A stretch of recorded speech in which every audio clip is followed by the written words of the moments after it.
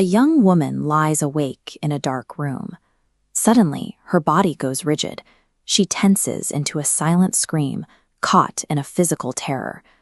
Her family observes the fainting spells, the unprompted shaking, and the missing memories. They arrive at an immediate conclusion: she is possessed by a jinn. This diagnosis initiates a specific cycle. She is taken to spiritual healers for Ruqyah. For a brief window, the symptoms seem to fade, only for the night terrors and the shaking to return a few weeks later. The cycle repeats because the treatment ignores her history. No one looks back to what happened to her years ago. Islamic theology acknowledges the unseen world. Belief in jinn, the evil eye, and spiritual ailments are well-established parts of the faith. However, modern clinical psychology suggests that many of these symptoms have a biological or psychological origin. This distinction has deep roots in Islamic scholarship. In the 14th century, the scholar Ibn Qayyim Al-Jawziyyah developed a framework for understanding human suffering.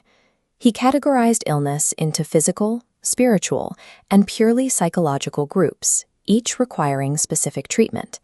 Distinguishing between a mental disorder and a spiritual crisis is an obligation rooted in centuries of Islamic scholarship. Modern research from Turkey and Pakistan has examined patients who were convinced they were possessed, looking for the clinical reality behind those claims. When researchers evaluated these cases, it functions as the brain's internal flow switch, which is activated whenever a memory becomes too agonizing to process directly. Clinically, this manifests as sudden trances, severe memory gaps, or the eerie sensation of observing one's own body from the outside. Reports of hearing foreign voices, or total disconnection, describe a mind in flight, the internal self retreating from memories too heavy to hold. PTSD, or post-traumatic stress disorder, occurs when a past horrific event gets stuck on a continuous playback loop in the brain. A person in this state may experience unprompted screaming, violent shaking, or intense night terrors. To an observer, these outbursts look like a spiritual attack. This terror is the physical body remembering exactly what the conscious mind is trying to forget. In conversion disorder, extreme emotional stress becomes so heavy that it physically overwhelms the nervous system. This overload converts into physical symptoms like sudden paralysis or blindness, appearing without any biological cause.